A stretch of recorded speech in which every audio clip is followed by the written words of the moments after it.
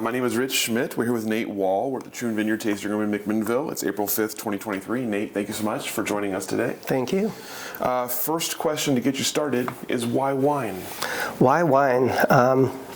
So the first question I would like to answer is my voice. We had a large event up here for the kicking off the Roan Rangers in Oregon yesterday. And by talking all day over a crowd of people, I appear to have lost my voice partially. So just want to caveat my sound quality as we begin here. But to answer why wine, what I think I have found so interesting, and I'm sure you have found interesting doing so many of these interviews, is there is no direct path to wine for almost everybody that you've interviewed, I bet. And I'm definitely one of those wanderers in my path to wine as well. I guess the way I got into it was through microbiology. And I made a joke yesterday when I was discussing that my answers to most questions, I try to in some way involve microbes in my answer. But originally I was a Minnesota kid who escaped Minnesota to go to undergraduate school in Florida and ended up studying molecular microbiology, geomicrobiology in particular. And my thesis professor would always joke with the geologist,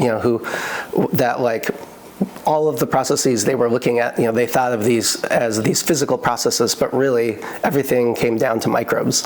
One of the projects I was looking at was there's these type of aquatic plants called charophytes that calcify, so they end up getting this calcium carbonate, almost like a shell, almost like marine organisms have calcium carbonate shells. They would get this calcium carbonate coating, and people were trying to look at all of these channels in the plant stems for how they could possibly do that. And my professor was like, well, they're not doing it. It's the microbes that are living on them that are doing it. And this was mid 90s. So we were just starting to get some of the tools to look at these things. The tools we had to look at microbes were these really basic. We would just throw all these enzymes at DNA, chop it all up, look at the little chunks of DNA that resulted, and try to match that fingerprint with some known fingerprint. It was really crude. There was no DNA sequencing available except for hundreds of thousands of dollars in a couple labs in the United States. So it was dark ages of this stuff, but just initially, just looking at the world through that lens was, hey, everything is microbially mediated. It's like microbes, they were the first thing on this planet. They will inherit it after we're gone, hopefully later rather than sooner, but you can't really tell our current trajectory. And so just endlessly fascinating diversity in the microbial world.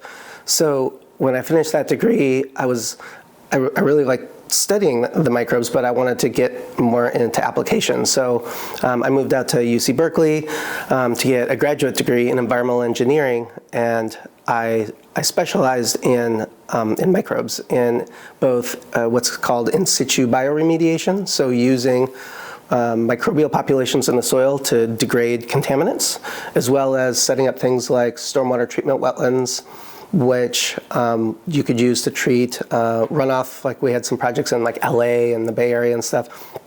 And what we were finding there as well is while the plants are important to treat some of this runoff, what was really important is just the fact that they were providing surface areas for microbial and biofilms. And so once again, it all comes down to microbes.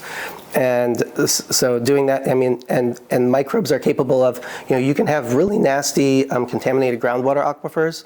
And if you pull the right levers, you can inject a couple things for them to eat, and they will then either eat the contaminant and breathe out something clean, or breathe the contaminant and are capable of cleaning up just amazingly difficult chemical compounds. They can break them down if given the right setting to do so. So once again, I was just astounded by the breadth and the diversity of the microbial kingdom out there and what they can do if just given the opportunity to do so. And so that was kind of like the background for it.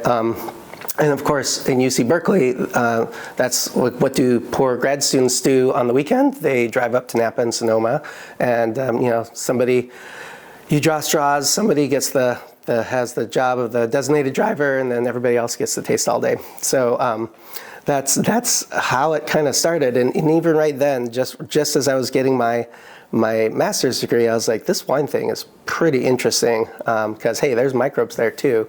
But it would take another 10 years for me to actually make that step, even though I thought about it then.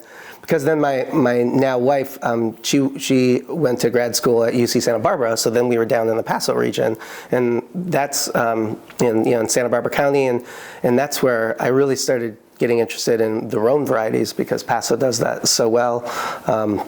We're able to taste a bunch of the wineries around there. And so that was pretty fascinating. But unfortunately, my wife decided she wanted to be a Fed, so she works for NOAA, National Oceanic and Atmospheric Administration, which meant we had to move to DC. So then we were living in DC for 5 years, and trying to do environmental work on the East Coast at that time was incredibly frustrating, and just a very different mentality than the West Coast. And that's when I decided to think more about this wine thing. You don't appreciate what you have until you lose it. So leaving the West Coast, going to the East Coast, it's like, I don't get to go to these wineries. But then Virginia had this kind of burgeoning wine scene. They were, really, this is late 90s, early 2000s, and they were really starting to find their way in the wine world. And so I started going out to some of those wineries, and one of the winemakers there was like, hey, you sound like you know what you're talking about. I could use a lot of help here. I was like, okay, great. So I just started working at some wineries in Virginia. Initially, it was just part-time, and because I just found it fascinating, and quickly realized it's like, hey, all of these people in Virginia, they're just figuring this stuff out. Like, maybe I could do that too. And so finally, we were able to end our East Coast stint, got the choice to move back west, and my wife was able to finagle her way into a position in Portland. And so when we moved out to Portland, I decided that's it. I'm going to do the wine thing full time now, and got into made the leap. Unfortunately, that was during the Great Recession. So it was a very challenging time to enter the industry, as there was no growth of the Oregon wine industry at that time. In fact, a lot of constriction. Everybody was kind of downsizing. So maybe that was a blessing and a curse, because I ended up doing a lot of gig work before gig work was a thing, right? Just helping out in all sorts of different people's cellars, and helping bottling here, helping racking there, and so I really started meeting a lot of people in the industry, and just was amazed and just about how open and welcoming this community was. And to this day, I am grateful for the Oregon wine industry's just openness, the culture of sharing, the non-competitiveness. That was not what I had seen in other parts of the country at all. And so the Oregon wine community is just a very special place, and just seeing that absolutely solidified my desires. Like, this is, not only is this a fascinating industry, it's a great and supportive industry, and I really wanted to be a part of it. So yeah, I just kind of went from there. So before we get back to Oregon, tell me about your sort of personal wine education as a on the consumer side. You talked about kind of being in the Napa Sonoma area, then down in Paso. Tell me about learning wine and about starting to appreciate it. At what point did it kind of cross from something that you appreciated to something you thought, I could actually make this, or I could actually do this? Yeah. So I think in California, especially, Napa and Sonoma, you go to these ridiculous tasting rooms, and everything just seems like way out of reach. It's just, that is otherworldly, and that's part of why they do that. Really put themselves up on this pedestal that seems insurmountable for us mere mortals to ascend to. So it was Paso is not like that as much, and Virginia was not like that at all. I mean, we're just talking barns and like little sheds, and so like, I guess that was part of it, is seeing us like, oh, this isn't as this isn't up on the mountaintop. Like you don't, you could get there if you tried. So Virginia really showed me that it doesn't have to be, what my earlier experiences in Napa and Sonoma were. It could be something more down to earth, more hands-on, more attainable.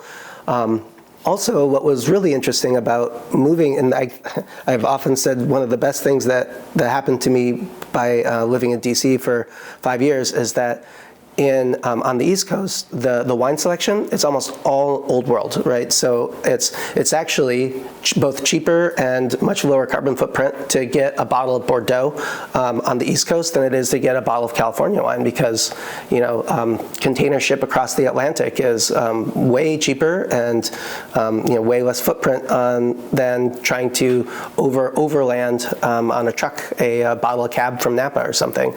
So I had been living in California. I was drinking all Californian wine, as one does, and then moving to the West Coast, I was like, wow, this California wine is actually really expensive out here, but like, what's this other stuff, which I had never even looked into.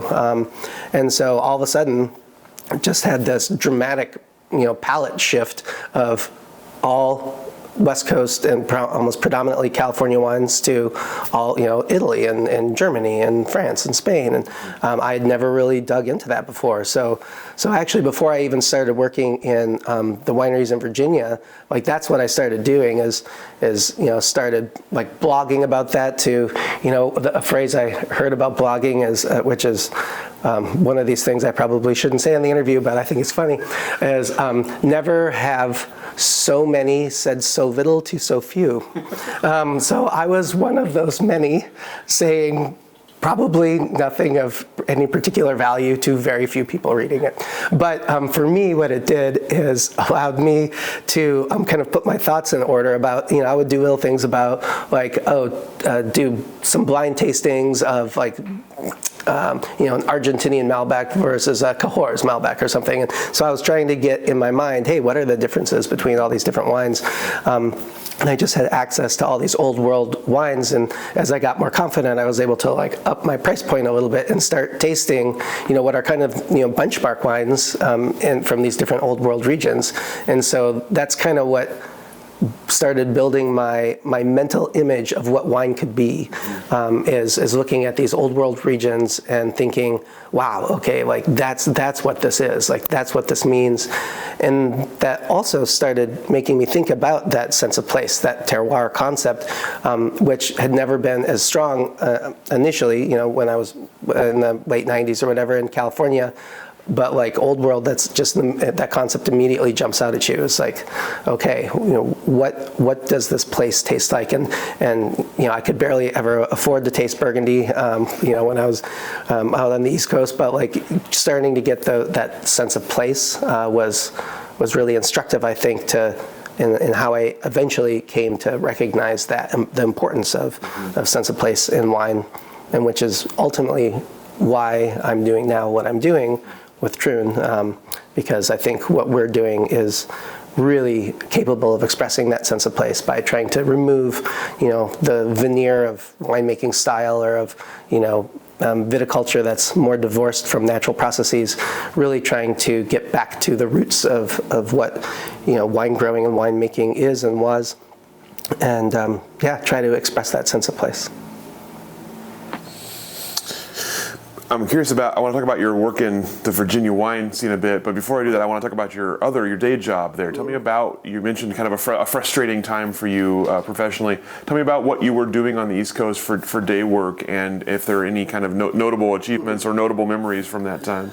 I would like to think there was. I don't know. So I was doing environmental engineering, but in particular, I ended up working in a lot of sustainability programs, doing more of the stormwater, cleanup work. It was an interesting time to be there. So I was working just outside, in a suburb just outside DC, and green building was just becoming a thing. And so I was working for a municipality, and the U.S. Green Building Council was trying to put together these green building codes to try to make buildings more environmentally friendly. And since we were the ones who were part of what I did is also development review, so trying to every building proposal that came into the city, I would have to check off for a whole suite of environmental issues, and trying to look at, okay, how can we change our own city's building codes to just bake in a lot of the sustainability. So that's frustrating, of course, anytime you're trying to change laws, going before mayor and council, and having all these citizen comments come in, thinking that like by requiring, no or low VOC paint, all of a sudden, like the entire industry is going to fall apart or something. So just sitting up there and smiling and nodding and just, waiting for your turn to speak. But it was an interesting time to be a part of kind of that initial growth of the green building industry. So that was fun, trying to put together those codes. Energy efficiency, it's actually where, this is kind of inconvenient truth time. So, peak oil, all those concepts were starting to come to the forefront. And it's, in some ways, that experience is what led me into being wine. So what I was trying to do for so long was trying to convince other people of the right thing to do. And what I decided I wanted to do was, I'm just going to try to do the right thing and lead by example, because I learned how difficult it is to try to persuade someone to do something that they did not inherently want to do, even though it was pretty obviously the right thing to do for us, for the planet, for the future. It's very difficult to convince people to change their minds, change their attitudes, change their behaviors, especially.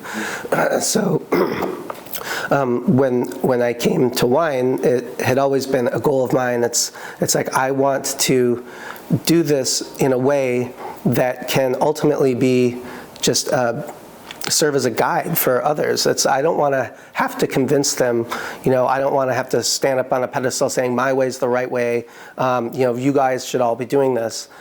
I would rather do the way that I think and know to be true, and hope other people find that interesting enough to ask and to say, hey, this is interesting. Like how is this working? Like, what can we learn from this?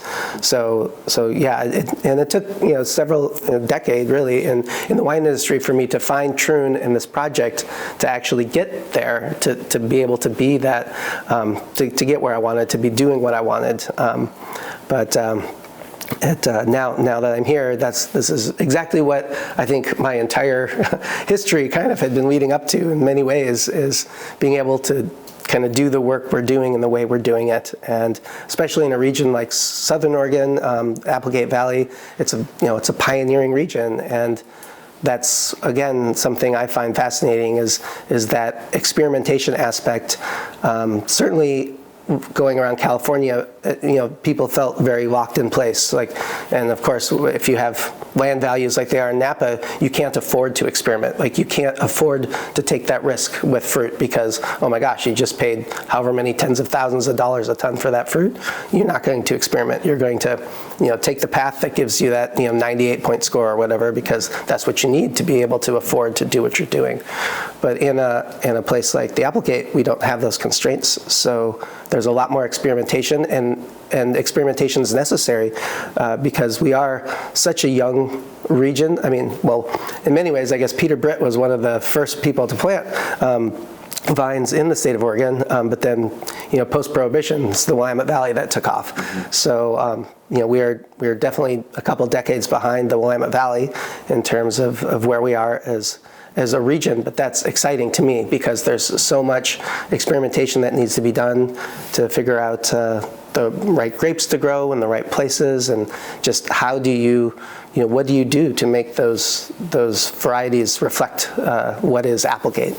And so that will be endlessly fascinating for me and for a generation or two to come, I'm sure. Absolutely. So you mentioned kind of by happenstance meeting some people in the Virginia wine industry and being invited in. Tell me what your initial impressions were of the wines and the people there, but also of the work and what it meant to be in wine. Yeah, so in Virginia, certainly at that time, the folks who were doing most of the wine work were people coming from almost doing it as a hobby, but not in I don't mean that in a denigrating way. The winery I worked for, he was a biopharmaceutical exec, and so that's how he had his money. Really smart guy, knew science inside and out. And what he chose to do with that is to buy some property in Virginia and plant some grapes and do this winemaking thing. A lot of it was home winemaking gone awry, as he describes. He's like, I don't know exactly how this happened. I started making some wine in my garage, and now I own a vineyard and a winery. And there was a lot of that in Virginia, and I think that is what made it seem so accessible. He didn't even really mean to start a winery, he just did. He was buying enough grapes where finally the guy was like, you're buying half the grapes I make, you should just plant your own vineyard. So he's like, oh, I guess I should. So he did. And so I think that accessibility was really interesting to me. But also because there was all these really smart people who didn't have backgrounds in wine and were figuring it out, that made me feel that I could do the same. Ultimately, I did go through the Schmidt program and get a legit education. But there's quite a lot to be said for taking, obviously microbiology and environmental engineering. I had all the science and chemistry background, and there's something to be said for just taking what you think you know, but then experimenting and using the powers of observation and learning more experientially than theoretically, because you learn different things in different ways. And so,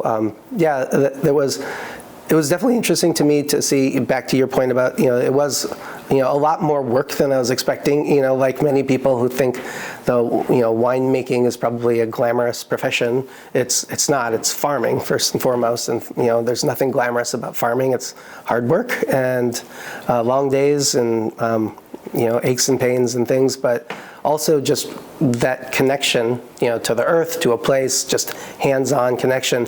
That's what I loved so much about engineering. I loved the theoretical in science with my undergraduate and my thesis work and things, but, I went over to environmental engineering because engineering is applied science. And some of the funny things about engineering is, there's all these theoretical things, but engineers are like, well, yes, but if we just multiply by this exponent 0.285764 that we've, found over building, 30,000 bridges, if you multiply it by this, the bridge doesn't fall down. So we just use that number. You guys can figure out why that number is important, but we just know it works. And that's what engineers do for everything. They're just, it's we get the theory, but we just know, hey, if we do it this way, it works. That's kind of what Virginia wine was doing at the same time. It's hey, we get the theory, but that theory does not apply to East Coast grape growing.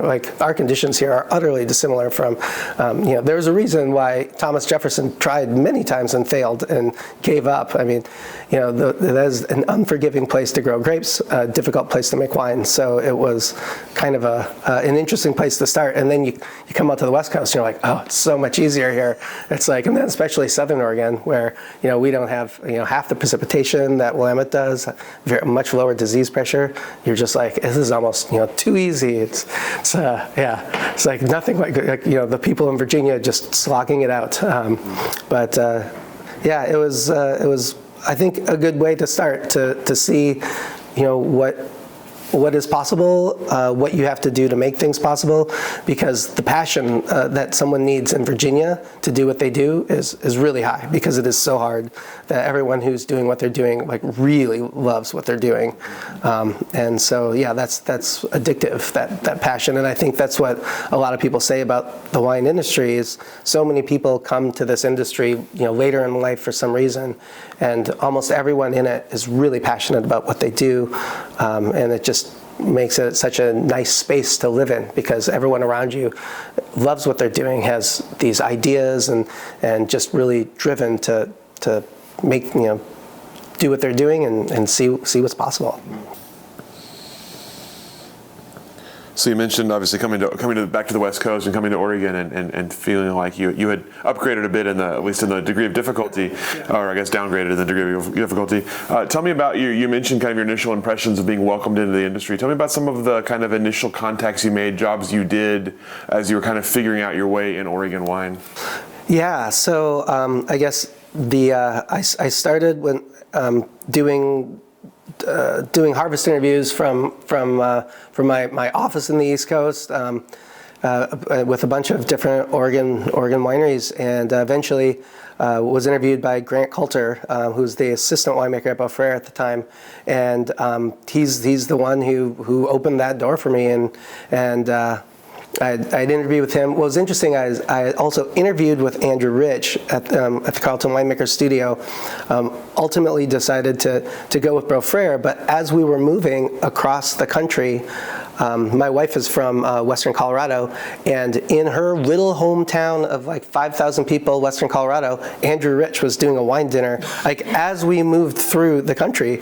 And so I like showed up at the wine dinner and I was like, hey, I interviewed with you, and ultimately, as you know, I told you, it's like I'm really interested in what you're doing, but I really liked talking to Grant at Beaufrere, and Andrew's like, oh, Grant and I are good friends, and he's like, oh, well, we sometimes pass resumes back and forth, and for harvest interns, and he's like, I guess you're one of the ones he didn't give me, or whatever. But I was like, oh wow, like these two people who I had no idea like already knew each other, which is of course a theme of the Oregon wine industry, is that everyone knows everyone. But just being able to talk to Andrew before I even got to Oregon about working at Beaufrere and getting his advice, it's like, okay, I've been working in Virginia, but this is Oregon, and this is totally different. Like, what do you have for me? And so sitting down and talking to him for a while in the middle of my move out to Oregon was a kind of interesting experience. And so yeah, getting there, really getting involved in Beaufrere, but then fast forward, my next harvest was with Andrew Rich, but yeah, I think Beaufrere was the perfect introduction. I mean, you couldn't ask for better mentors than the crew at Beaufrere. So and that definitely, if I didn't know it from Virginia, working at Beaufrere, it was a monumental harvest that was kind of thinking back to it. So that was swine flu time. So the first minor pandemic we had, and two of our interns went down with swine flu, and so we only had me and one other intern did like the entire harvest, where normally they would have 3 or 4 interns. And so like, I don't remember how much it was, 150 some odd tons that I pretty much punched down all 150 tons of that. Like we would take turns. Sometimes one of us would get to do the readings, the other one would do all the punch downs or pump overs. But yeah, that was a lot of work. 4 a.m. like end times, almost like all harvest long. And so it was. I was like, okay, this is a lot of work, but I was addicted. And so if I didn't know it before, I was like, yeah, this is the right thing. So yeah, Beaufrere was a great entry for me, and then I'd always been interested since Paso, the Rhone varieties, and Andrew was also an amazing teacher in that respect, as being able to and whenever you talk about Rhone, everything comes back to Randall Graham, but Andrew was assistant winemaker for Randall Graham for years, and so yeah, kind of learning from someone who learned from the master in some ways was a really great introduction to wine making with Rhone grapes as well. Yeah. So at what point, you mentioned you're addicted and this is something you want to do. So at what point did Chemeketa enter the picture?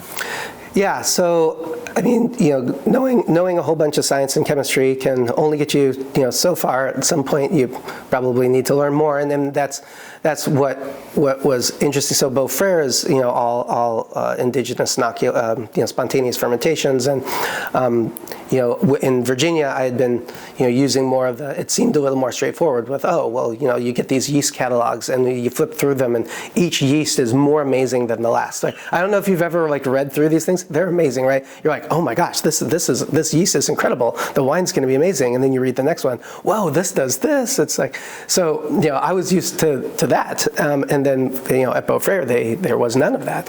And that's where I first started getting acquainted. Well, actually, you know what? We should jump way back. So when I was in DC, the French embassy put on what could have been one of the first biodynamic wine seminars. I don't know if they'd done it before. This was in 2005, maybe 2006, and it was, they flew in what could have been almost every biodynamic wine producer into the French embassy in DC, which is this palace, and they had 2 days of seminars and then this grand tasting of, German, Austrian, New Zealand, California, Spanish, South African, anybody who was doing biodynamics at the time. They had all these winemakers there. Jolie was the lead speaker there, and an amazing cheerleader of biodynamics. I had just started working kind of in wine in Virginia, and then hearing all these biodynamic producers talk about what they did or didn't do, and then tasting those wines was just an amazing experience, because the through line of that grand tasting is that every single one of these wines was just buzzing with energy, just electric, alive. Just the vitality of those wines was, I'd never had a tasting like that before. Maybe tasted little bits of it in some of my kind of old world tasting, but never laid out so clearly in front of me. It's like, oh, the connecting piece here is this biodynamic agriculture that all these people are doing. And so that really stuck in my head, which is why I was so interested then with Beaufrere. And that's what kind of tipped the scale in Beaufrere's favor. It's like, I need to learn more about this. So, so going back to the question, which I've now forgotten. Education, Schmidt. Yes, right. So it's like, okay, somebody said once is you need to learn the rules before you break them. And so I felt like, since biodynamic and minimal intervention and some of these other concepts in winemaking is a little still unconventional, I guess, I thought it was important that I officially learn rules before I decided how many of them I could break. And so I decided that, Schmidt has this great program. Al McDonald and Barney Watson were teaching at the time. And so that was, commuting down from Portland and going to those classes seemed like the next right step for me. And as I mentioned, this Great Recession, so I had time on my hands to be able to take these classes while kind of, working here and there and everywhere, helping out as people needed it. And so figuring out, let's take, all of the, background I had in the sciences and engineering, but learn what that meant in a wine setting. Like, so how does the microbiology I know apply to, bacterial kinetics are the same kind of regardless of what they are, but it's like, so what does that mean in a wine environment? Like with environmental engineering, I was used to creating bioreactors. We would pump up, sometimes we had to pump up groundwater, put it, in this black box, change different parameters to try to get microbes to do the thing we want. It's like, okay, well, a wine fermenter is just a different type of black box. So like, I need to understand, like, what are those levers that you have to make the microbes do what you want to do. In this case, instead of creating hazardous compounds, let's say, how do you convince them to make really good wine? And so, but I wanted to learn those rules.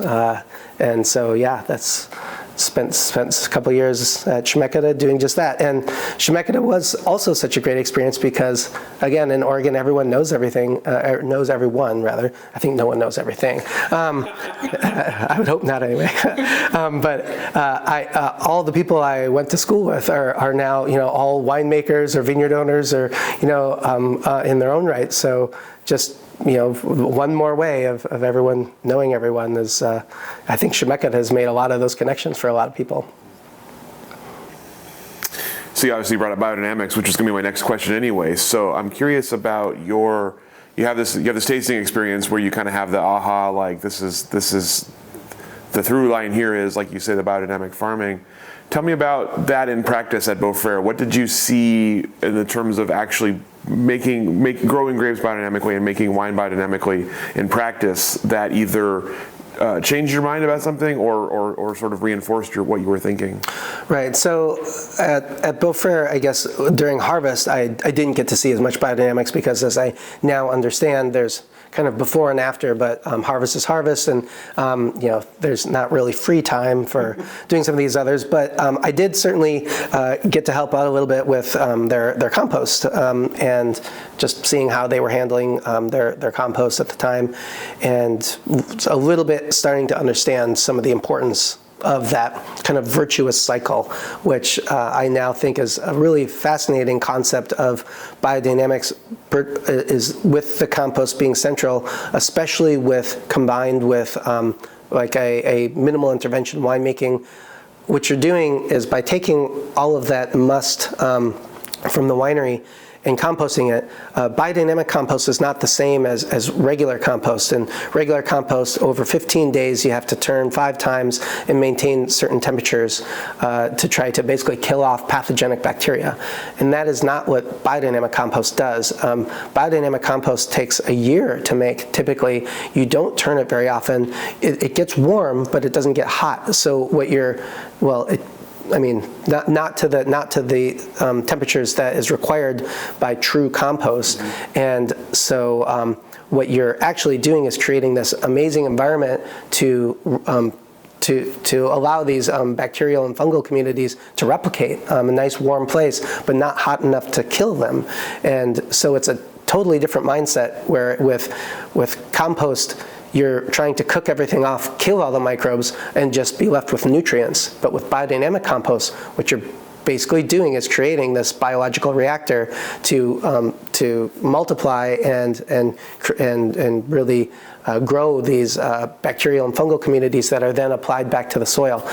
And in the vineyard, so now you're taking all of these, the musts and things from the previous vintage that successfully fermented your wines, that goes into the compost. It doesn't die because it's not getting to the top. And now you're applying that through your vineyard. So what was successful last year is now basically inoculating your vineyard for the following harvest, right? So that concept is very different. What's kind of a quirk about this is that, so after 15 days, if you follow the composting guidelines, you can apply the compost, which is now magically transformed. Your cow poop 15 days later can now be magically transformed, applied, and have no restrictions on when you harvest your grapes or anything else. Whereas biodynamic compost, which takes a year to break down, is this beautiful soil, just rich, just smells amazing, nothing like manure at all. We have to have pre-harvest intervals on that because it's treated by the U.S. as raw manure because it did not meet the official composting criteria. So we have pre-harvest interval on our year-old amazing biodynamic compost. But hey, if we just turn this one pile, 5 times in 15 days, put this cow poop there, and next day harvest the grapes, you're fine. I think that's just a funny quirk of how some of the legislation gets done. But anyway, at Beaufrere, I was connected a little bit to the compost, but there was so much work to do in the winery, and then I stayed on to help with some bottling and things. But what I did learn, of course, is the complexity and the depth and the vitality of Beaufrere wines. And Michael Etzel was really generous during harvest to open up old bottles of Beaufreres, from the 80s, and like those wines were still alive. And it's like, okay, see, this is this biodynamics thing again. These wines are just beautiful. It's Pinot Noir, which is, it's, depending on who you talk to, it's like, well, age worthy, yes, but it doesn't have as much tannins. And so just how long can they age? Well, the Beaufrere wines were aging beautifully. And it's like, there's something, it's that same vitality that those biodynamic wines had. Beaufrere wines had it. And just another checkbox of, this is something that I need to learn more about. How did you mentioned working with Andrew Rich the next year. Tell me how that experience sort of differed, or I guess how it was the next step on the path for you. Yeah, so whereas Beaufrere has these estate vineyards and did purchase some fruit, Andrew out of the Carlton winemaking studio was purchases all this fruit, doesn't have an estate. So what was interesting about that is being able to work with varieties from all over, and for my first time working with any fruit from Washington, Eastern Washington as well, but a lot more varieties, and so bringing in a dozen or more varieties, seeing how each one gets treated a little bit different. The Grenache is very different than the Syrah. I've starting to learn that yin and yang of Rhone varieties, and what you do to coax out what you want from those varieties. And then just working at the studio with this beehive of activity, all these winemakers, all having their different ideas, different ways of making things, and just seeing just how different people did the same thing. Definitely no wrong way of getting from A to B, just lots of different paths. And so being around all of that activity, from the safety of Andrew's little enclave on the top floor, where he just kind of was able to create his own little peaceable kingdom there, but with all the flurry of activity going on elsewhere. But learning both from Andrew, especially with Andrew's a master blender, because with Pinot, of course, it's almost sacrilege to blend Pinot, right? So yes, you're blending across clones and perhaps, but it was with Andrew where I started learning like how you taste for blends, like how you find most Rhone grapes are meant to be together, and so how do you start tasting where those strengths are but where the weaknesses are too in different wines, and learning so what does this, if I taste this wine, what is this lacking, what does this need, where can I find that? It's like, this has this amazing mid palate, but this one's the aromatics. And so how do you start putting together those blends? Andrew's really good at that. Mm-hmm. So I really enjoyed my time with him, and I had a lot to learn. What came next for you? Let's see. Next, there was, so I was living in Portland, so there was a lot of kind of the Portland indie wine scene was getting started. And in fact, many of my friends from Schmidt we were kind of now coming out of the Great Recession a little bit, but jobs were still a little scarce. So a lot of people were thinking, well, if I can't find a job, maybe I'll just make one. And this is like a lot of the urban Portland winemakers were getting going, and so I was helping out at some places there. John Groshaw especially kind of took me under his wing and threw a lot of work my way, helping him when he was still up in Portland. It's just, and that was doing the Schmidt program, helping out wherever I could in the valley, and then ultimately. I ended up at McMinnville's for 6 years, and so living in Portland and biking out to Troutdale. That was a fun 6 years, and it. I think it was. So I'm a Malcolm Gladwell fan. I don't know, but he's got.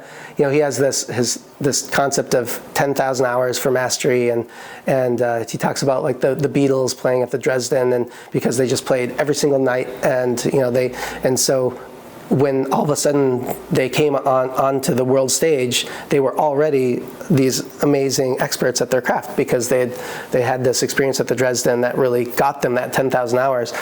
In some ways, I kind of look at my time at McMinnville's like that. Not that I would ever claim mastery, because this is, I think, one of the most fascinating things about wine is no one can master it, I don't think. But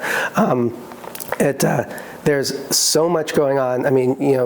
McMinnville's does everything in-house, right? I think people understand that they have breweries and distilleries and one winery, but they were one of the first people to be making hard cider in Oregon.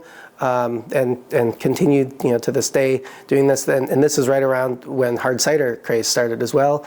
So when I first went there, they're like, we make wine, but do you know anything about cider? Because we make cider too. I was like, oh, actually I don't, but this will be another fun challenge.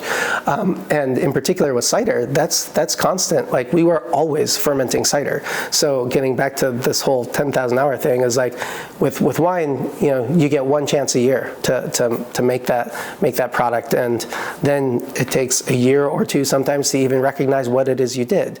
And so there's this really long lag between what you did, trying to remember what you did, and tasting it years later to see, oh, if I did that, this is the result. But if I did that, this is the result.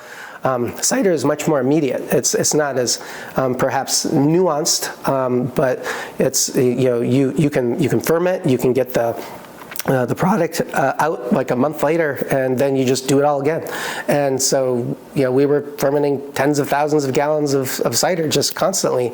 And so being able to, and like watching how we used fresh pressed juice, apple juice, but the constituents changed over time depending on what apples. A lot of apples are made to cold store, and some aren't. And Washington State has like some of the I think some of the largest cold storage in the United States because of all the apples. And so there's apples everywhere. There's different varieties you can pick and choose from and have them press it and make like a custom juice blend for you, and then you can have the juice delivered to you. So it's like starting to learn, these apples do this, these apples do that, trying to figure out what juice blends to do different times of the year because the flavor profiles are different, and but then constantly doing it though. So you're being in a state of constant fermentation is different than a winery, and I think there's a lot to learn from never stepping out of that realm. And so I did that for 6 years. Again, they're one of the larger wineries in Oregon that a lot of people don't know about because they self-distribute. But we were doing 400 plus tons of fruit. 25,000 if you case production. If you put it all into cases, they were some of the earlier adopters of kegging wine. They always kegged their wine and distributed it. So learning more about kind of that concept, about the sustainability aspect of, each keg is, that's 3 cases of glass that you're not using. So yeah, kind of interesting there. But then purchasing fruit and that's actually where the first time I was coming down to Southern Oregon is we would purchase fruit from Southern Oregon, we'd purchase fruit from Willamette Valley, from Eastern Washington, from Eastern Oregon, from the Gorge. So getting able to see, drive out, walk the vineyards, see all these different parts. McMinnville is really what got me all over the state, kind of with all these different vineyards they were sourcing fruit from, and was part of what started my intrigue with Southern Oregon as well. Yeah, let's talk about that. Tell me about your seeing Southern Oregon for the first time, and from there becoming aware of Troon. Tell me about that sort of process. Yeah, so my very first experience with Southern Oregon wine was when I was working for John Groshaw. We were blending this putting together this wine blend, and I was tasting out of one of the barrels, and it was just 100% Syrah, and I was just blown away. I was like, where is this coming from, and why are we blending it? Because this is like the best Syrah I've tasted thus far from the West Coast. This is the most old world Syrah I've ever tasted. Coming from that East Coast experience of drinking, Northern Rhone, I was like, how did this come to be? Because this Syrah is amazing. He's like, oh, I know. He's like, I'd love to be able to bottle this by itself. I only have a couple barrels of it, and it's this tiny little vineyard in Southern Oregon. It's called Upper Five, and it's he's like, it's called Upper Five, but it's just a couple acres. It's like I get a little bit of fruit from them at the time, and that's amazing fruit though. But we're going to make this larger blend with it, and it really adds a lot to this other blend as well. But I agree. He's like, this is amazing stuff. And so I was like, wow, okay, Syrah from Upper Five, Southern Oregon. That's the best Syrah I've ever tasted. That has come from the New World. So that was early on. And then it's so funny that how it comes around is that now, Upper Five is one of the 3 biodynamic wineries in Southern Oregon. So once again, and I didn't even know that at the time that they were biodynamic, but it's like, upper 5, okay, biodynamic again. It all comes back to that. And then, but I had never been down here. And then with McMinnville's, I was able to come down here and check out some of the vineyards in the area. Didn't get to go to upper 5 yet, because of course we weren't buying fruit for them, but eventually met Terry and Molly and learned more about upper 5. But but that first experience was tasting one of those wines that just totally changes your perception of, it's like I had never tasted Syrah from the New World that tasted like that, and I wanted to know where that came from and how can I make that. So, yeah. And so what point did you become aware of Troon? Yeah, so, Troon's got a pretty long history. I'd always known that they existed, and they were, at the time, earlier on, they were exporting some wines, but not as many of their wines. They did have the tasting room, up in Carlton, and at the time, and so I was able to. The ad came out for a position down there, but what intrigued me was in that. They discussed the fact that they were about to engage on this journey, that there was new ownership, and the vision was that we are going to start implementing biodynamics and organic farming. And I was like, this could be the best case scenario. So like I've always wanted to be involved in this, but like I'll get to start like right at the beginning. It's one thing to see all these that have been doing biodynamics for a while, but how does that work, and what does that transformation look like? And so I knew immediately that this is exactly what I wanted to do, is get in and see that transformation. And jumping forward, the transformation is phenomenal. I wish, we all wish we would have done a better job of documenting the before stage, because the after stage is just stunning. Like, no one would believe the changes that can take place in such a short time, even though I did. I knew the power of microbes and like what, how quickly they can change a landscape or the soils. And I knew that from my background, but it's still amazing to see in person. And, but yes, that's what drew me down there, is the fact that, hey, we're about to do this, and we would like to hire somebody to help us do it. Mm-hmm. And so that was a very easy yes for me. So with that said, tell me about what Troon was when you got there, when you started there, and what were the kind of the major steps of the transformation and your role in those steps? Yeah, so Troon had been farmed, conventionally early on. It had been farmed, with live, and so some sustainability farming going on there. But there's still there's a lot more than can be done from that. And with you could see a lot of the vineyard was struggling, and so biodynamics was seen as the way of healing both past practices and then moving forward to have the healthier vines, and what this discussion we've been having about what biodynamics allows in the final product. That's like, how can we connect these vines better to their place and really make these wines of vitality and depth. And so that's what the plan was. And so we had to just start from ground zero. A lot of us had tangentially experienced biodynamics, in bits and pieces, but we didn't know how to build that practice. And our director of agriculture, Garrett, does like to use that word practice with biodynamics in the same way as like yoga, like a yoga practice, right? It's something that you do, and you expand, you try new things, you kind of evolve in your understanding of that practice. And so biodynamics is a practice, and that's how we started. Is we had a great, still have a great biodynamic consultant, Andrew Beatty, who came in and was able to just start leaving those breadcrumbs for us to how do we start here? What do we the best way of starting?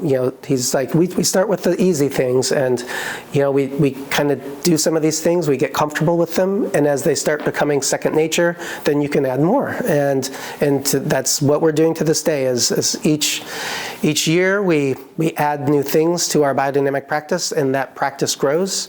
And what was once for us something new and we had to figure it out is now totally second nature. So you just start small and you keep adding to your practice of biodynamics. And the first thing we did was compost. Our compost pad is like right in the heart of our vineyard, because in many ways compost is seen as the heart of biodynamics. It's getting that, what we talked about earlier with getting that bioreactor going, getting all these microbes and fungal communities like back out into the vineyard, and really starting to enliven the soils and start creating health from the ground up. So compost was one of the first things we did. Started making some of our own biodynamic preparations, the 500 and 501, the 2 cowhorn preparations, that yin and yang of biodynamics. Those were some of the first we did, and we've slowly adopted or kind of discovered the ability to both grow and make most of all the other preparations ourselves. But you start small and you start with the little things and you keep adding to it. On the vineyard side specifically, what have been sort of the largest transformations that you've seen in the time you've been there, and what is still to come? Right. So, ultimately, so we started implementing biodynamics, and where we knew we had a lot of sick vines there. It turned out that there was more than even biodynamics could handle. We had very many fungal diseases. Red blotch virus in particular was a tricky one. A lot of the vines were planted at a time when the nurseries didn't even understand that red blotch was a separate virus than some of the leaf roll viruses, so there was no testing for it. And so just unfortunately, a large swath of the vineyard was planted with red blotch virus just from the beginning, because it was before those nurseries even knew to test for it. And that combined with some other problems, we realized that the way to go was we were going to have to replant the entire vineyard. But the sad thing is the vines were never healthier than the day we ripped them out of the ground, and it just felt so wrong to be like these vines, which were fairly struggling, were recovering. They were getting healthier, and the fruit was getting better, and my spontaneous fermentations were becoming faster and easier, and everything was working, but we had to remove them because there was this vector that would then reinfect other parts of the vineyard. So there was an end to their life, and so we had to remove them, and so we did. But they were never healthier and never providing better fruit than the harvest that we ultimately had to pull them out of the ground. But as they say, with every difficulty, there's an opportunity. So the opportunity we had then is to take a lot of what we had learned in deciding how we wanted to replant that vineyard. And so it's a fairly unique opportunity to plant a new vineyard on top of an old one. And we had dug 72 test pits all over our site. We had some soil consultants come up from Napa to characterize our soils all over. So, we had done these electric conductivity sleds, pulled them across the vineyard, really had amazing maps of what we had, where we had it, learned some interesting things both from that and from our previous knowledge of the site of what was growing where, ended up flip-flopping where like a red was here once, now it's, that's a better spot for some of these white grapes, and vice versa. And so when we replanted, not only did we get to replant with varieties with an eye towards the future as well, with a changing climate, many of the grapes we planted are are going to be struggling to ripen in today's climate, but with an eye towards the future, that could be the sweet spot in 5 to 10 years. It's hard to know, but there's a lot of, with those Rhone varieties, there's a lot of adaptability and a lot of you can do a lot with them. So, like my Counoise now, which is one of these really late ripeners, it luckily also makes a great rosé, and it'll make a great rosé up until it probably starts making an amazing red, and that'll all be climatically driven, So as we replanted, we were able to get the varieties we wanted in the locations, in the soil types that we wanted, and both for now and with an eventual goal towards any potential climate changes that may occur, both in how we planted them. All of our reds, with the exception of Syrah and Negret, are head trained, for example. So we decided to go with head trained on these new vines as a way. Head trained vines are more drought tolerant. They have a better ability to shade the fruit from harsher sun rays, so more protective of grapes, able to do better with lower amounts of water, and that seems like a really good thing to put in place for any climate variability that may be coming. We, again, and also the biodynamic practices that we implement, so all of these vines have now been planted organic and biodynamic from day one. And even as we're planting, we're inoculating the every vine, the roots with biodynamic root dip so all sorts of beneficial microbes, fungal communities are there from the start. And so these vines are getting the best start in life and are going to be treated organically and biodynamically through their whole life. And so the vineyard that we now have is not, there's often seen to be like a 20 to 30 year lifespan in a lot of commercial vineyards before it has to be replanted. That is not the case with Troon now. We fully anticipate these vines will be here long after we're gone. People, Craig's phrase, Craig Camp, the general manager's phrase is, people who we will never meet will make wines from these vines that we will, never drink, because these vines will now outlast us all. And that's what we now have going at Troon, which is pretty exciting. You talked earlier about sort of part of the point of the biodynamic of the changeover is to kind of eliminate the winemaker impact, or the obvious winemaker impact. So tell me about then your role as winemaker. If you're trying to not impact the vines, what are you trying to do? What is sort of your role in the process? Yeah, I have to be careful answering that question, or I might talk myself out of a job. Right there in Demeter, the organization that is in charge of biodynamic certification. There's Demeter USA, there's Demeter International, there's multiple Demeters out there, but they all talk and agree. Demeter USA has its own standards, both for the farm, for the farming and in the vineyard, but they also have standards for the winery. So what is actually even more unique about what we're doing is we are not only organic and biodynamic certified and regenerative organic certified in the vineyard, we have all of those same certifications in the winery. And I can't remember exactly, there's like 13 or 14 vineyards in Oregon that are certified biodynamic, but just a handful of wineries. And so the very first thing that the biodynamic wine standard says is that biodynamic wines are meant to be a reflection of place, with minimal input from the winemaker. They are supposed to be a reflection of like that farm ecosystem from which they came.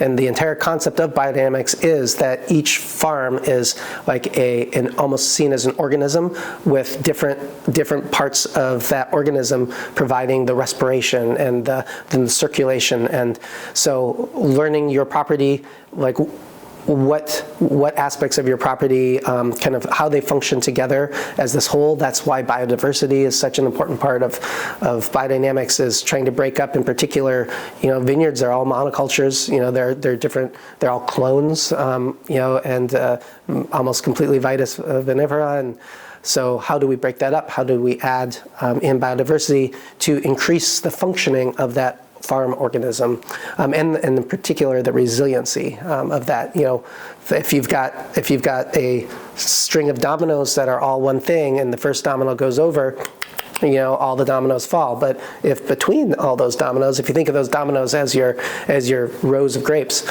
but if between all those dominoes you have different plants, different species, different things, that first domino tips, it hits something else and it stops.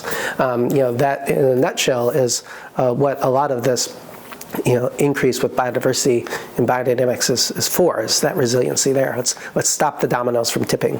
Let's have something disrupt any potential pest or disease or something that's coming in. But in the winery then, you've spent so much time and effort out in the farm, in the vineyard, that you really don't want to alter that with some like winemaking signature or something in the cellar. And it also mentions, there should not be a pronounced oak presence in the wine. Like that's right there in the first paragraph. They want the wines to be a reflection of that place. And biodynamics has been seen as a lens that helps to focus the terroir. So every place, winemakers are always trying to learn what is their terroir. How can I express that in the wine the best, to have a wine that's unique, that has its own voice, that speaks of a place. And biodynamics maybe has the ability to focus that, to bring it into focus, is maybe a better way of saying. And that's what I tasted at the French Embassy with all those biodynamic wines, is they all had a voice, they all spoke of a place.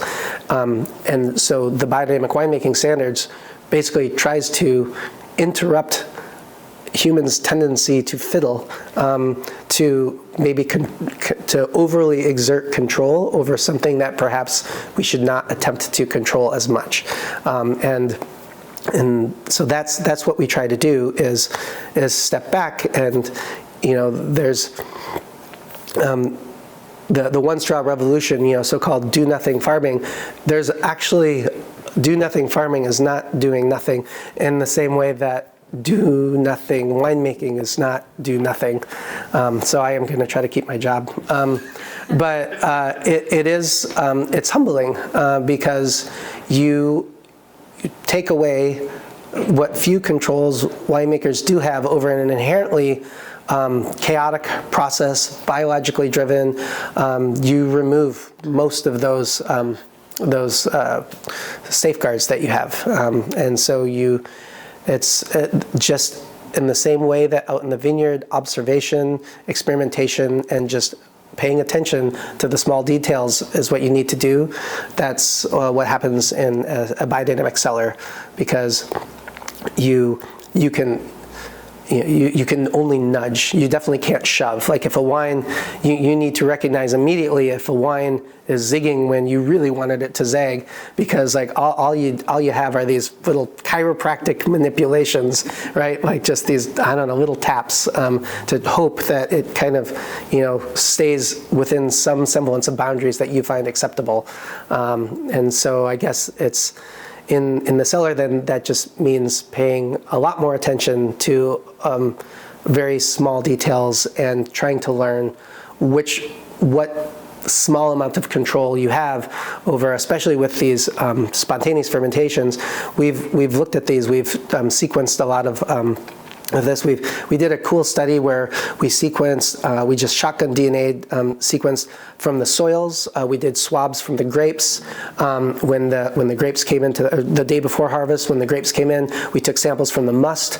We did samples at the middle of harvest, and then or in the middle of the fermentation rather, and then we did samples during barrel aging. So it's of the same lots, right? So from soil to grape to must to fermentation to aging, and looking at how those microbial communities change when, for example, we don't use any sulfur at crush, so we are not disrupting any of that microbiota that's coming in from the vineyard.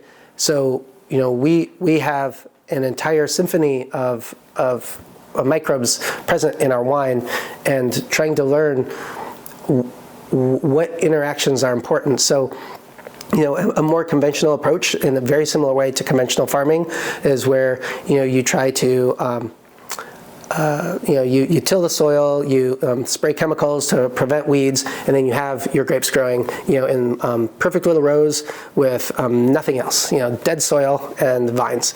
Some winemaking can almost be seen the same way, as like you get your juice in, you bomb it with sulfur, sterilize that juice, like everything's dead, and then you create this monoculture of a single yeast, you throw it in there, you want it to do its thing, in the same way that biodynamic farming is completely opposed to that, biodynamic winemaking is as well.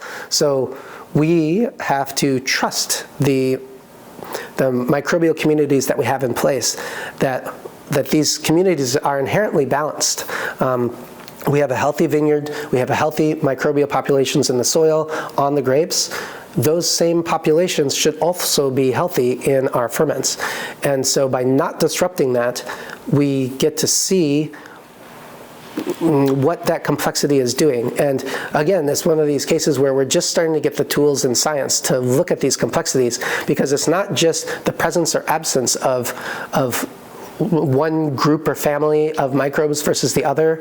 It's like, yes, ultimately, Saccharomyces cerevisiae, this yeast, this will probably become dominant and do the bulk of the fermentation, but there's a lot of other things that's happening, and we're learning with that the presence of certain microbes or can alter the gene regulation of other things. So the fact that they're here, they may, like when we first study things, we always just put it in a vacuum, right? It's like, oh, we're gonna take these things and just these things, grow it in this wine media and see what they do. Oh, they don't do anything. They must not be important. That was how we initially did all these things. And it's like, oh, the only thing we care about is Saccharomyces and maybe a couple of these other spoilage bacteria, but other than that, nothing else is important. But then you start learning, oh, okay, well now we've got new tools in science. Now we can see if you have this and this, versus just this. Hey, this thing is acting differently. Its metabolism is different. The presence of this is changing what this does. And so now multiply that by several thousand, or with all of these different groups of microbes. So like, we're just scratching the surface. We have no idea how. It's just way too complex of a media. There's hundreds or thousands of families sometimes, to say nothing of genus and species of these microbes, which are amazingly diverse. How do those community interactions change what ultimately, what sort of fingerprint can those things do? Like, the human ability to perceive certain compounds, down to parts per trillion, so there are many things that that still the best way of detecting something is by sniffing it or tasting it.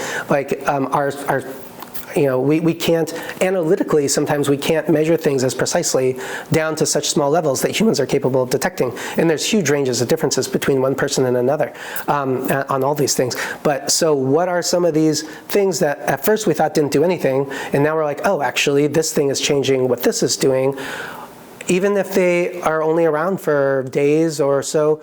I mean, we only need parts per trillion to alter what we're able to perceive in that wine.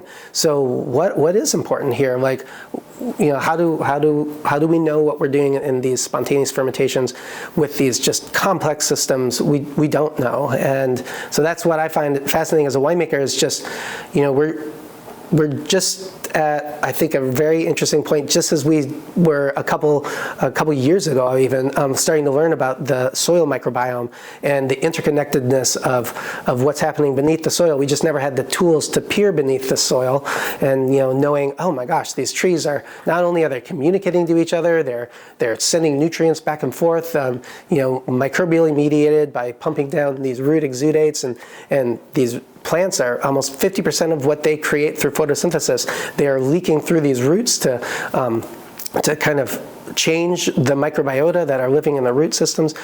So how does that correspond to what's going on in these complex fermentations?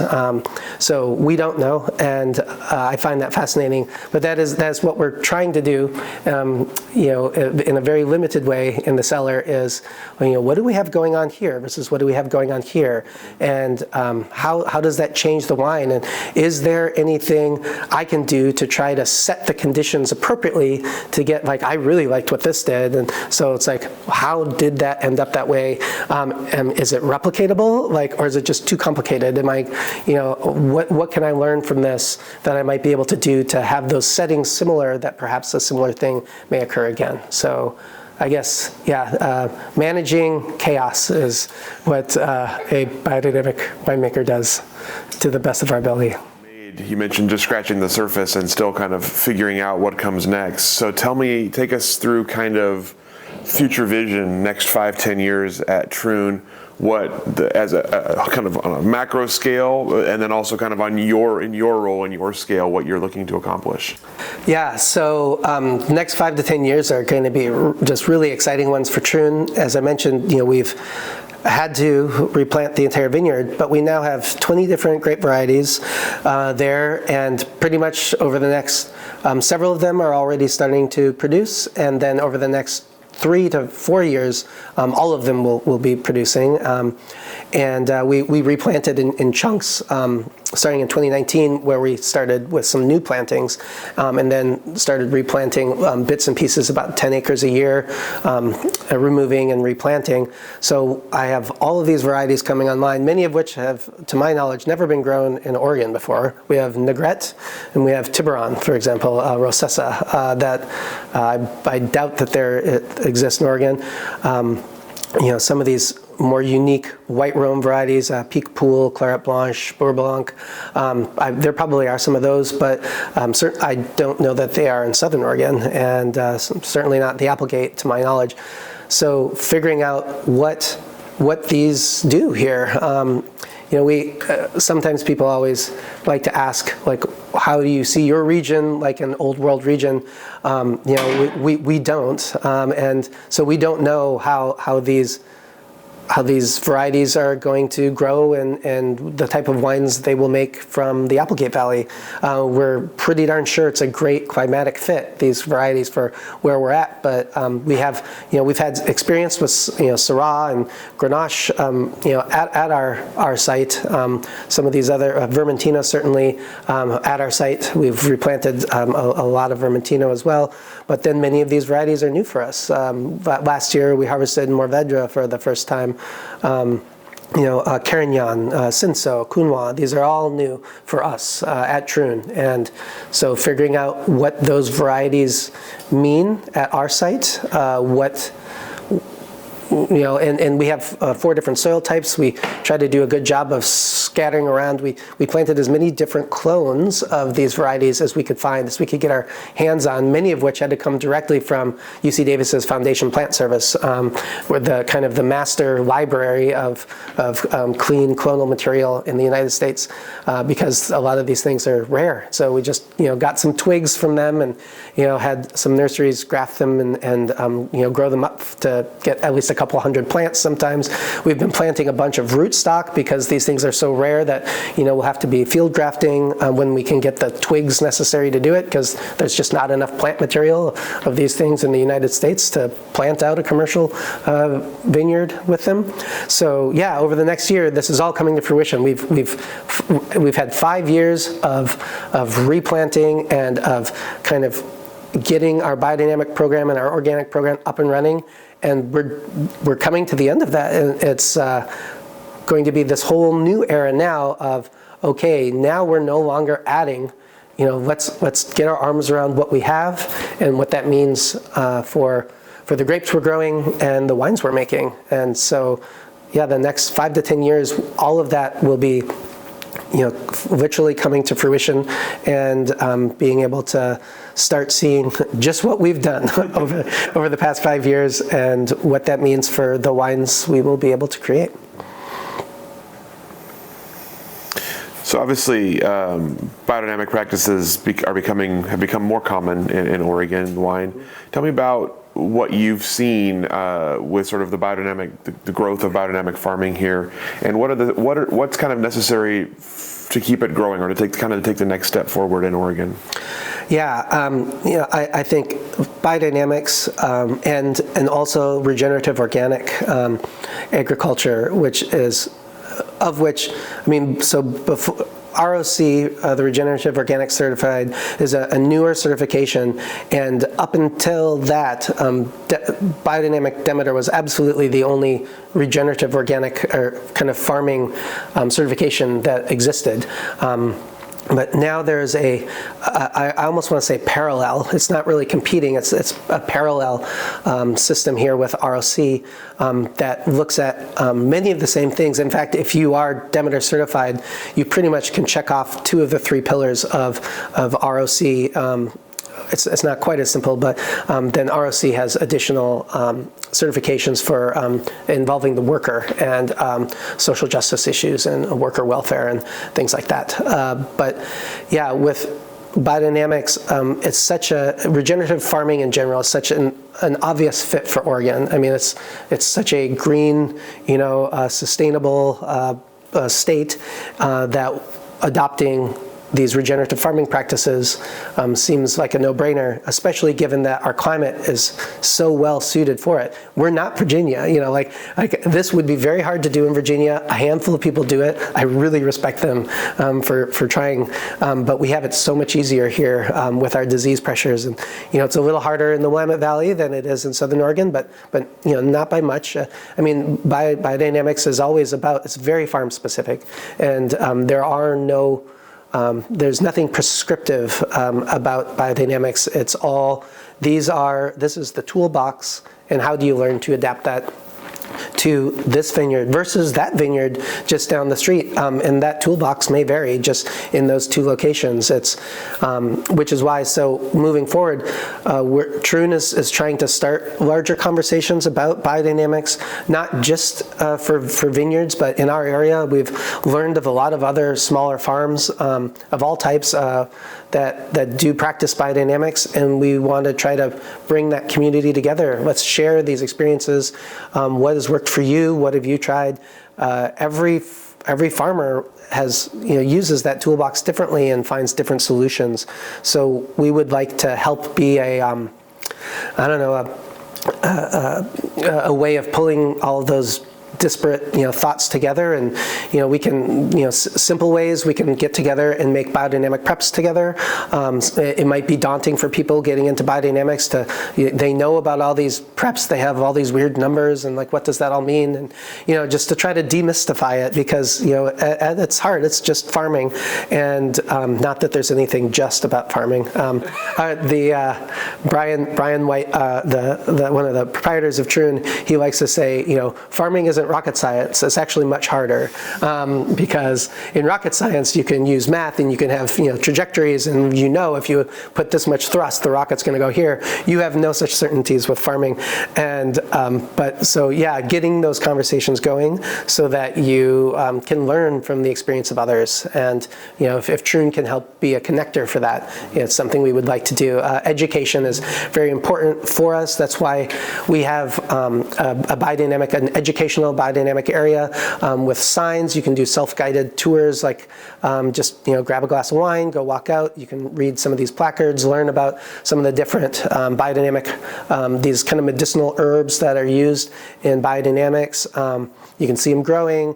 We've got a native botanical garden, basically, which we have almost 100 species of native plants, flowering plants, shrubs, many of which were harvested directly from the Siskiyou Mountains, just right around us, hyper local. We've worked with a local botanist to help us get this, but so you're able to see all this different diversity, walk around. They all have little placards. You can identify them. It's like, instead of planting these invasive or just showy plants in your house, it's like, hey, this is a native plant. It has tons of habitat value and it's beautiful. Like, maybe I should use this for my landscaping rather than some plant that has no no value for pollinators or things like that.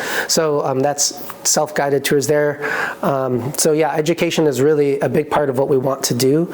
And so if we can help get those conversations started, maybe just sometimes it's just that initial hurdle that people might need to get over to just, oh, well, this is how we started. We started in this way. Maybe you want to try this. You don't have to jump right into certification or something, although we do value certification. There is a lot to be learned from being subjected to an annual audit. We get 3 audits a year for organic, for biodynamic, and for regenerative organic. So there's someone coming out physically to our location, looking over all our records, talking through what we've done, and not only is that valuable to keep you honest, but also it's a great learning experience too. I mean, these auditors have go from farm to farm to farm, so they are this wealth of knowledge, and these organizations want you to succeed. Demeter wants you to be a good biodynamic practitioner, and they can offer a lot of advice along the way. So we do enjoy and are supportive of certification, but we can also help people to just get started, and maybe eventually they'll find that, what, I think I can go for a full certification. But we would like to help people in any way we can to maybe get over some of those just initial hurdles, because once you get that ball rolling, you could do the same thing we did. Just start small, keep adding parts of your practice, just keep adding to that practice as you move forward, and eventually it's like, hey, I'm a biodynamic farm now. So, switching gears just a little bit, you had talked earlier about your experience at McMinnville's making cider. So tell us about Alter Ego and how that plays a role in your life. Yeah, so I started Alter Ego with Ann Hubach and my wife in Portland, and kind of part of that cider craze. And that was fun, just a fun project to do. Whereas wine has, even though I'm breaking a lot of them, wine has more rules, on what you can and can't do. Cider is just, hands out, like you can do whatever you want. That's why people are putting like jalapenos in their cider. I mean, you would never do that to wine, at least I hope not. And just like whatever. So there's so much experimentation and that was allowed in cider. Consumers don't have the same concepts of what a cider should or shouldn't be, so we were able to do kind of all this fun stuff. But when I moved down to Southern Oregon, my wife and I we're no longer involved in Alter Ego, so I haven't been a part of Alter Ego for 5 years now. But it was fun. I was making all this cider for McMinnville's as well, and it's fun to be able to do something for yourself. So yeah, that was a part of my life while I was up in Portland, but I have not been involved since then. However, at Troon, we have planted an orchard. We have 43, I believe, different varieties of French heirloom cider apples we have in the ground. So I should have mentioned that as what's next for Troon. It takes a while to get a vineyard started. It takes even longer to get an orchard started. So, but 5 to 10 years from now, we will start having all of these French heirloom, mostly bittersweets, but we've got a bunch of sharps and some sweets, and we'll be able to be making some biodynamic hard cider from the apples we're growing there. So that'll be a fun experimentation. These apples are much more rare, even harder to get than some of the vine material we were getting. We worked with a local orchardist in their area who also happens to love French ciders.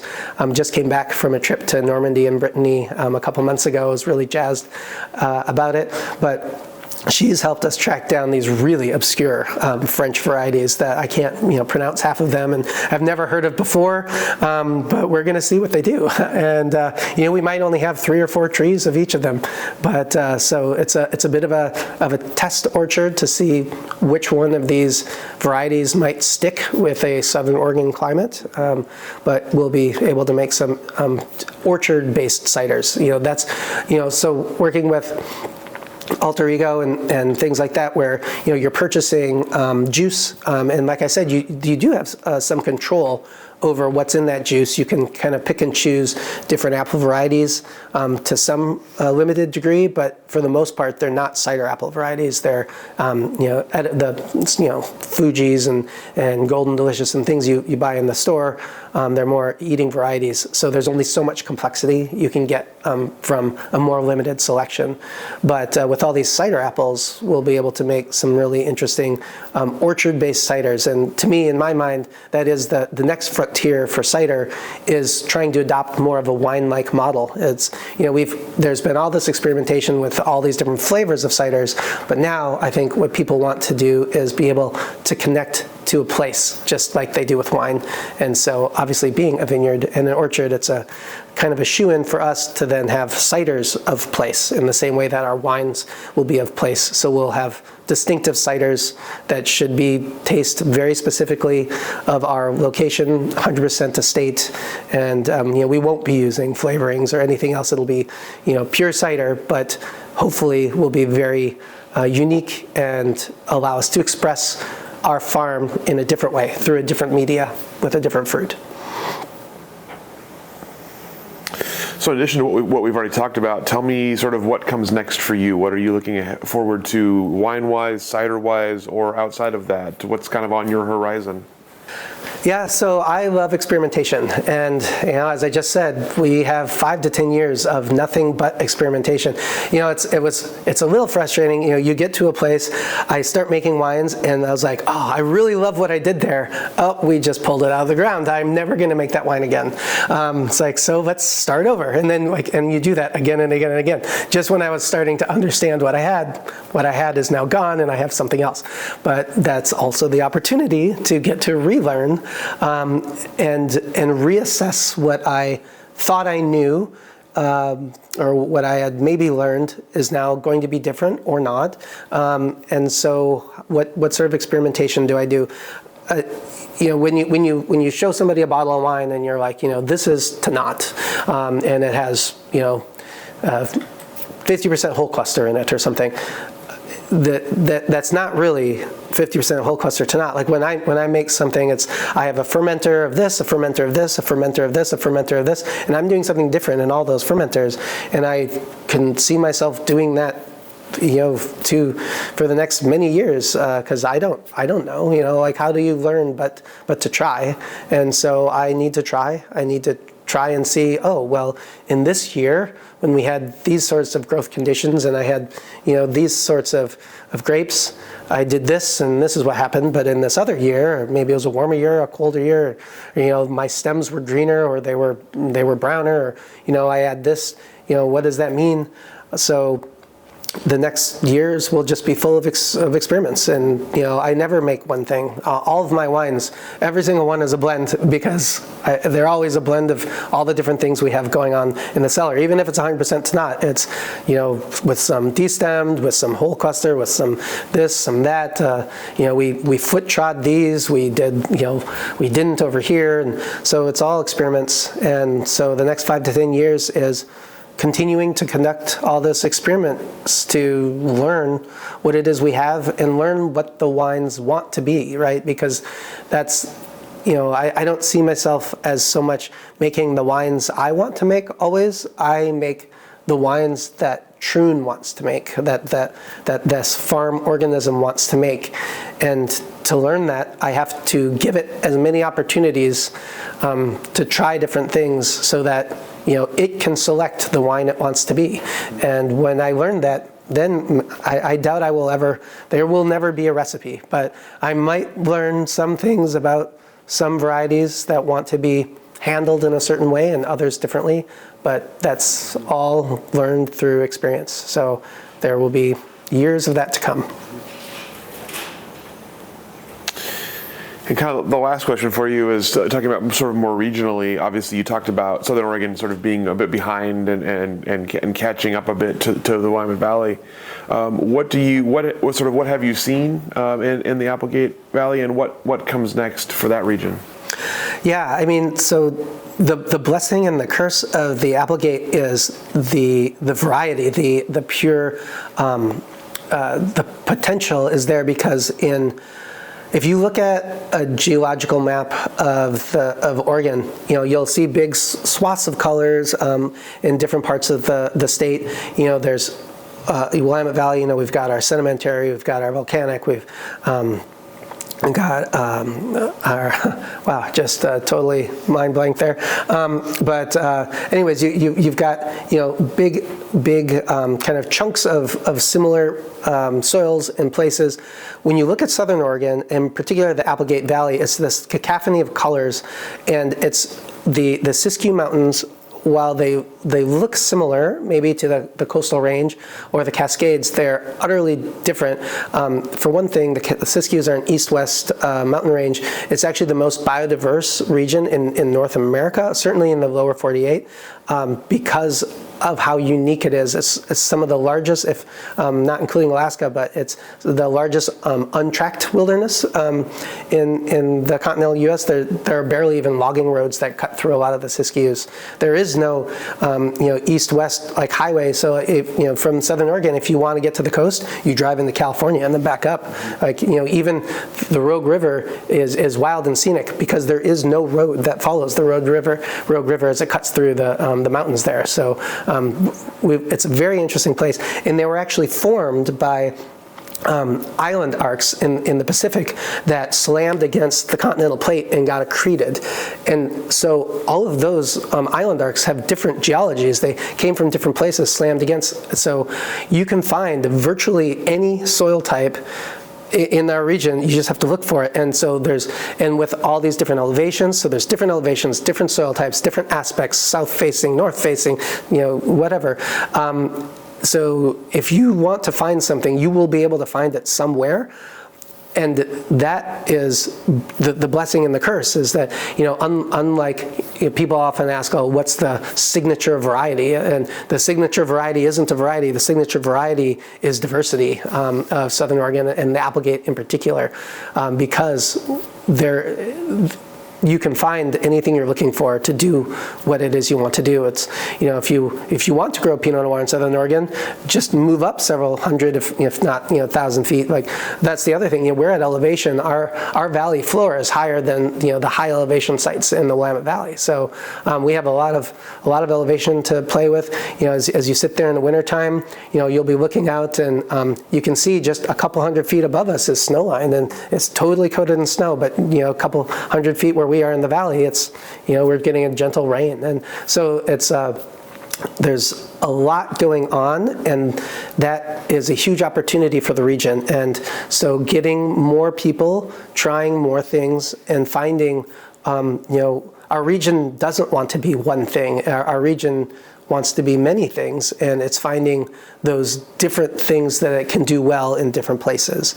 So I think that the growth of Southern Oregon will be in learning, not in narrowing, but perhaps even in broadening, what we can do from an already diverse situation, finding out, what works best in this highly diverse region that we have. So I think the growth of our region will come from just more people spending more time looking at what's possible. All right, that's all the questions that I have for you. Anything I didn't ask that I should have? Anything that we didn't cover that you'd like to cover today? I can't imagine we missed much. Well, thank you so much for your time and for sharing your story with us, and a special thanks to Nate's Voice for holding out this entire interview. The T got it through. I was worried. Good job, T. Thank you so much, and we'll go ahead and let you off the hook. All right, thank you. Thank you.